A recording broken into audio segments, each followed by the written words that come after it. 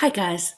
We're getting ready to start a seventh grade novel. All three English teachers are going to all be reading this book at the same time. The teachers are all going to record um, all the chapters of this book. So that will make it a little bit easier for when you're at home or if you're absent or um, if you just prefer listening to a book versus reading a book. So, this book is called The Crossover by Kwame Alexander. And maybe you've already read it. And if so, that's cool.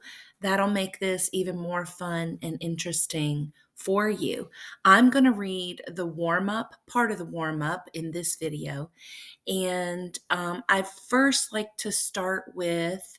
Um, looking at a couple of words that I think are interesting in this section and that you may not know. You may have heard, but you didn't really know exactly what they mean. So let's take a look. Dubious just means doubtful, and banished means to send someone away as a punishment, and confrontational just means starting or causing conflicts or problems or kind of arguments, argument type things. So let's go ahead and get started. This first section is called warm up. There are 6 sections. Um, they're called warm up, first quarter, second quarter, third quarter, fourth quarter, and overtime. And all those terms have to do with basketball, which obviously basketball is a big part of this story.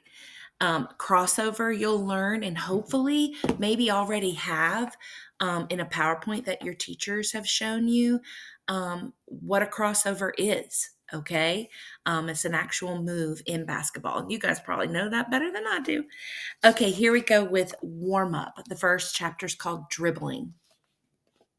First, I want to show you what it looks like, and you'll also look at it. You probably have your book with you right there, but I love how the words are like jumping off this page. Some are capitalized, some are like going downhill, some are way over to the right of the page. It just looks like there's a lot of movement on this page, and I love that. So, dribbling. At the top of the key, I'm moving and grooving, popping and rocking. Why you bumping? Why you locking? Man, take this thumping. Be careful though, 'cause now I'm crunking. Crisscrossing, flossing, flipping, and my dippins will leave you slipping on the floor. While I swoop in to the finish with a fierce finger roll, straight in the hole, swoosh. Lots of verbs in that poem. Second one.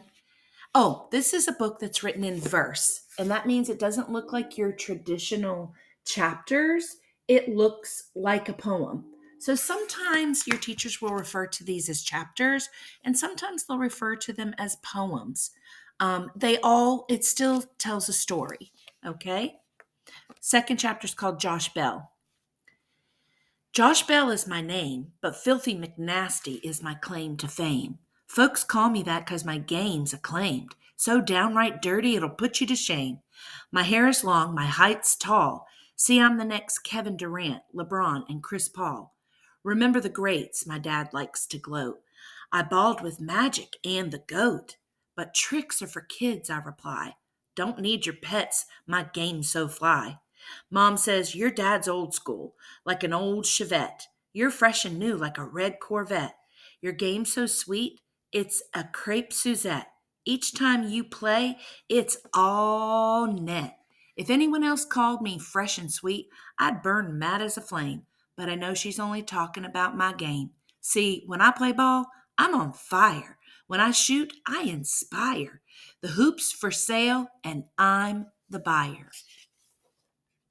So we know our main character is Josh Bell, and he's told us a little bit about himself and his mom and dad. His dad was a ball player, and he's a ball player, and he loves his mama. So we know a little bit we know he's tall and he has long hair. So we know a little bit about Josh Bell right now. The second chapter is called How I Got My Nickname. I'm not that big on jazz music, but Dad is. One day we were listening to a CD of a musician named Horace Silver, and Dad says, Josh, this cat is the real deal. Listen to that piano, fast and free, just like you and JB on the court. It's okay, I guess, Dad. Okay? Did you say okay? Boy, you better recognize greatness when you hear it. Horace Silver is one of the hippest. If you shoot half as good as he jams, Dad, no one says hippest anymore. Well, they ought to, 'cause this cat is so hip when he sits down, he's still standing, he says. Real funny, Dad. You know what, Josh? What, Dad? I'm dedicating this next song to you. What's the next song? Only the best song, the funkiest song on Silver's Paris Blues album, Filthy McNasty. And that's Josh's nickname, Filthy McNasty. Next chapter. At first. At first, I didn't like the name because so many kids made fun of me on the school bus, at lunch, in the bathroom. Even Mom made jokes. It fits you perfectly, Josh, she said. You never clean your closet, and that bed of yours is always filled with cookie crumbs and candy wrappers. It's just plain nasty, son. But as I got older and started getting game, the name took on a new meaning. And even though I wasn't into all that jazz, every time I'd score, rebound, or steal a ball, Dad would jump up smiling and screaming, That's my boy out there. Keep it funky, Filthy. And that made me feel real good about my nickname. Filthy McNasty. Filthy McNasty is a mythical man-child of rather dubious distinction, always agitating, combinating, and elevating his game. He dribbles, fakes, then takes the rock to the glass fast and on the blast. But watch out when he shoots, or you'll get schooled, fooled, uncooled. 'Cause when Filthy gets hot, he has a slammerific shot. It's a dunkalicious, classy, supersonic, sassy, and downright in your face McNasty. Jordan Bell. My twin brother is a baller. The only thing he loves more than basketball is betting. If it's 90 degrees outside and the sky's cloudless, he will bet you that it's going to rain. It's annoying and sometimes funny.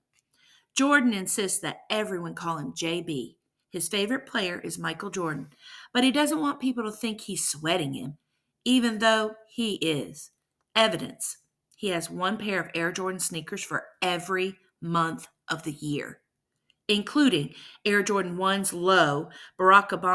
Air Jordan 1's low Barack Obama limited editions, which he never wears.